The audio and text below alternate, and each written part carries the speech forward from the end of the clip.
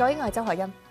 天文台改發8號西北烈風或暴風信號，並且會評估今晚較後時間至聽日初時係咪要改發更高信號。超強颱風華加莎集結喺香港東南大約350公里，預料向西北偏西移動，時速大約22公里，靠近珠江口至廣東西部沿岸一帶。天文台話，按照而家嘅預測，華加莎會維持超強颱風嘅強度，聽日朝早最接近珠江口一帶。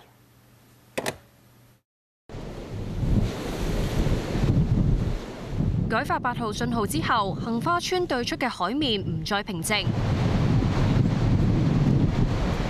不時有湧浪拍打上岸邊。不過，仍然有人無視政府勸喻喺岸邊追風。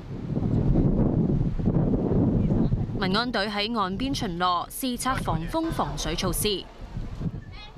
天文台上晝同政府飛行服務隊合作，喺華加莎西北方上空投放下投式探空儀，喺距離超強颱風中心遠至120公里外，錄得135公里嘅近地面風速，顯示佢嘅颶風範圍相當廣闊，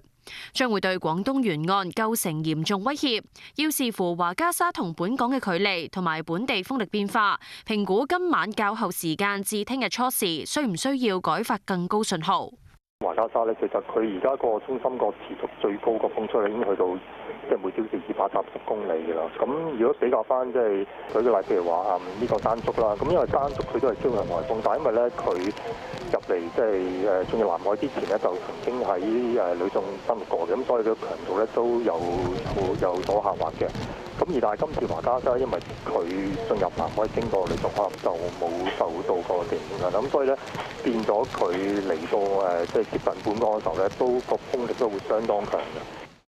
天文台預料華加莎聽朝最接近珠江口一帶，天氣將會持續惡劣，吹烈風至暴風，離岸同高地可能達到颶風，有頻密狂風大驟雨同雷暴。有氣象專家話，華加莎最近喺香港100公里內掠過，威力非常大。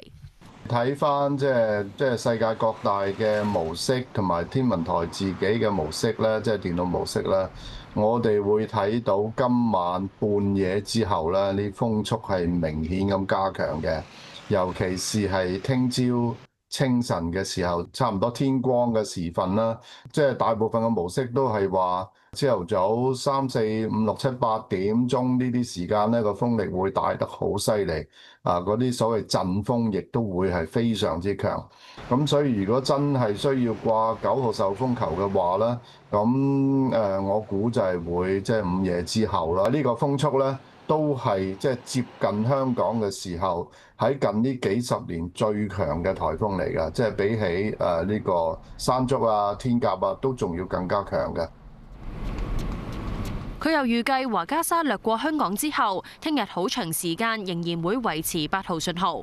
無線電視記者翟元文報道。消防處提醒住戶應該將門窗鎖緊，遠離當風嘅窗戶，亦都可以喺窗戶黐上膠紙。